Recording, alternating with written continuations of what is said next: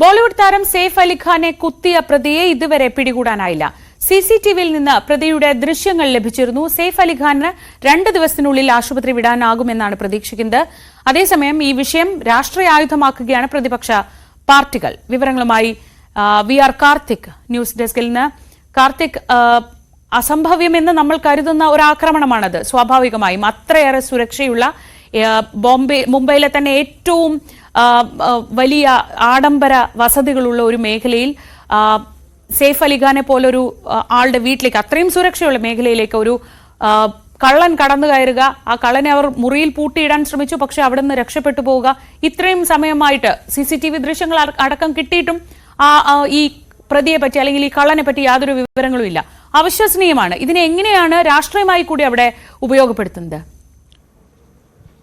സെയ്ഫ് അലി ഖാനെ കുത്തിയ സംഭവം ഏതായാലും വലിയ രാഷ്ട്രീയ വിഷയമാവുകയാണ്. പ്രതിപക്ഷ പാർട്ടികൾ ക്രൈം തലസ്ഥാനം എന്ന രീതിയിൽ മുംബൈയെ വിമർശിച്ച് രംഗത്തെത്തുന്നു. പ്രത്യേകിച്ച് സുപ്രിയ സുലെ അടക്കമുള്ളവരുടെ പ്രതികരണം ഇത്തരത്തിലുള്ള സംഭവങ്ങൾ ആവർത്തിക്കുന്നു എന്നതാണ്. സെലിബ്രിറ്റികളായാലും സാധാരണക്കാരനായാലും സുരക്ഷിതത്വം ഇല്ല എന്ന സ്ഥിതിയിലേക്കാണ് മുംബൈയിലെ കാര്യങ്ങൾ എന്ന തോതിലാണ് വിമർശനം.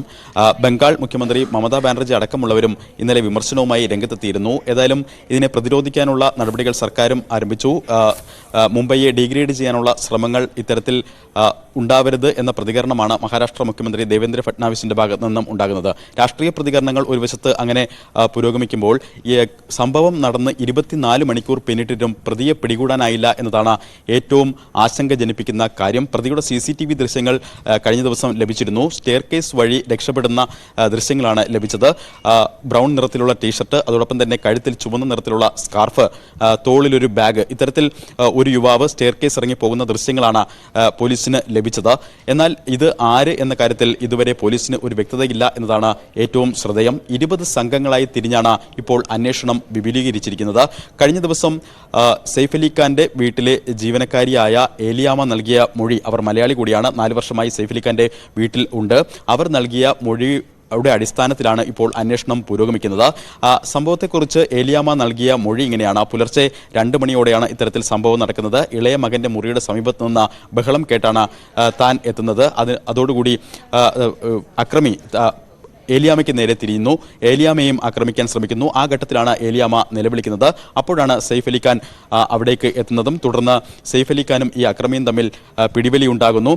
1 കോടി രൂപ ഈ കള്ളൻ ആവശ്യപ്പെടുകയും ചെയ്യുന്നു.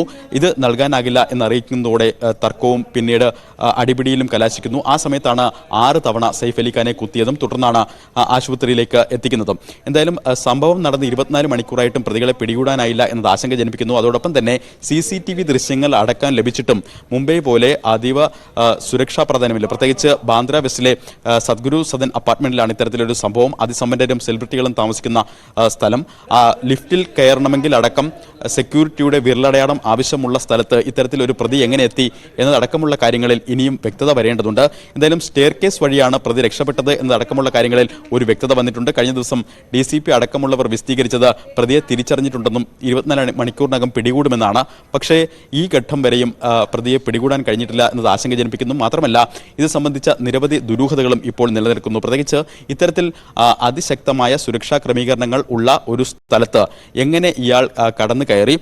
ആരെങ്കിലും ഈ അപ്പാർട്ട്മെന്റിനുള്ളിലുള്ളവരോ ഏതെങ്കിലും തരത്തിൽ സെയ്ഫ് അലി ഖാനുമായി അദ്ദേഹത്തിന്റെ ജീവനക്കാരുമായോ കഴിഞ്ഞ ദിവസം ആ കെട്ടിടത്തിൽ തറയുമായി ബന്ധപ്പെട്ട ഫ്ലോർ പണികളൊക്കെ നടന്നിരുന്നു. അപ്പോൾ നിരവധി തൊഴിലാളികളും അവിടെ എത്തിയിരുന്നു.